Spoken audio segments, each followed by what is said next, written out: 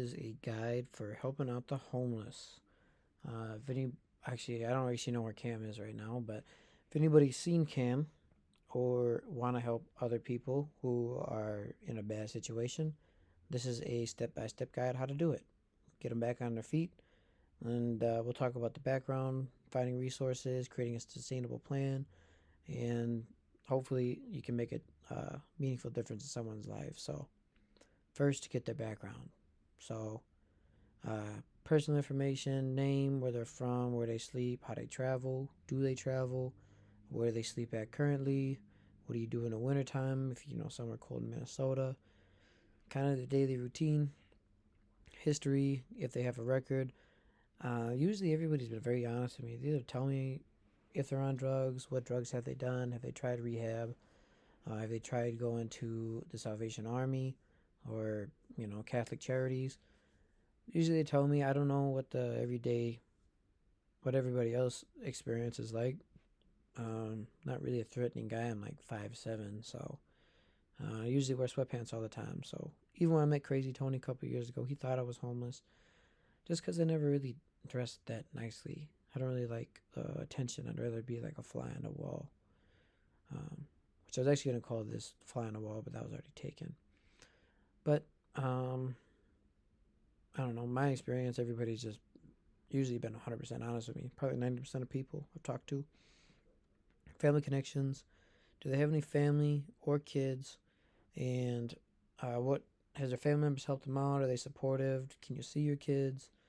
What kind of impact do you want to have on your kids? Just any connections or friends that can help them in a situation, either that you can assist them or connect them back to. Health and motivation. Do they have medical conditions? Do they have a motivation to change? Like if they have a kid, um, that could help give them some motivation, and see if they're willing to go to treatment if they are doing some substance abuse. Then you can ask them if it's religious or non-religious. Now, I think I've talked before, or I will later on, about religious views or stuff. I'm religious, but I can't like say Bible verses or tell the story to the T.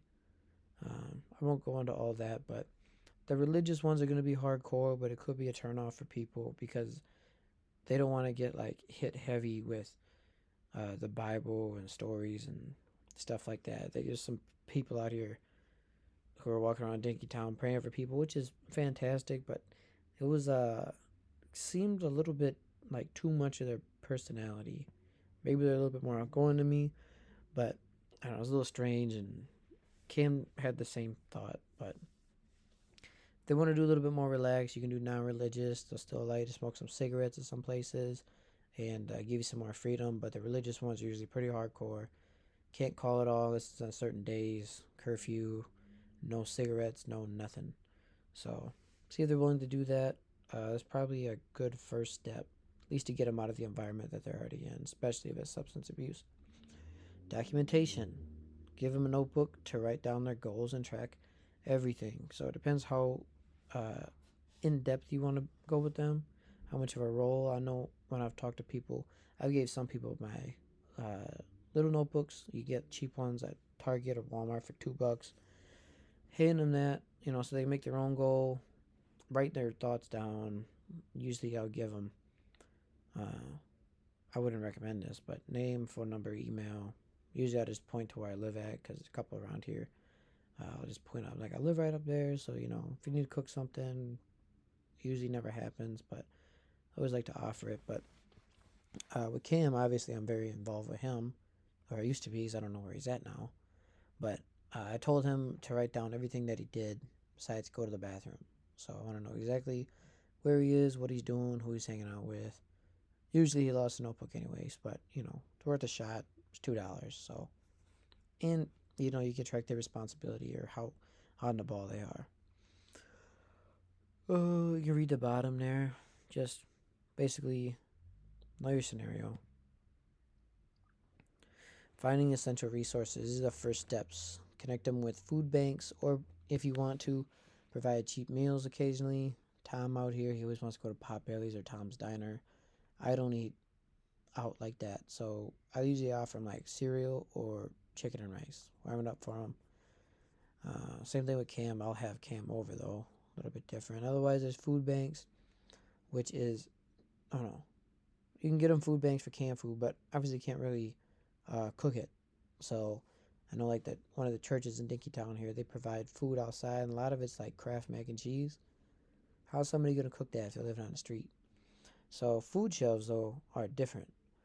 Food shelves, they have cooked food. That's where I set up another program at the airport job where any waste of food during a particular time of the month, we bring all the leftovers to the Liveness Project. People with HIV and homeless, so they can eat there, save money, um, or if they're homeless, just get food. But that's already cooked food, and they just hand that out, so that's perfect. Water, make sure they got good drinking water. Um, I don't know, get a gallon water, or usually moving around a lot, or if they're in a wheelchair like Cam, just a small water bottle. Preferably something with like a carabiner so they can hook it on something and go that way. Shelter. This can get a little goofy. So some people like sleeping where there's people around, so they feel safer. Some people want to go away, so there's nobody, but then they're on high alert. Other people don't want to go to the shelters because they feel uncomfortable when other people are doing the same thing they are. There's a higher risk of being injured or just something weird happening. So some people don't want to go to the shelters. Other people are down for it. Or they just think the shelters are dirty and they want to be more hygienic. So they have their own system for staying on the street. But if they want to go to a shelter, just obviously help them out. A lot of this stuff's just going to be very logical and like, duh. Clothes. Try to get them some clothes if you can. Goodwill's obviously cheap. Walmart's cheap. Give them extra clothes. I got mad at Cam because obviously he's got one foot. So I give him a sock and then I lose the other one in the laundry. People always like, why don't you give him two socks? Well, he loses the other one.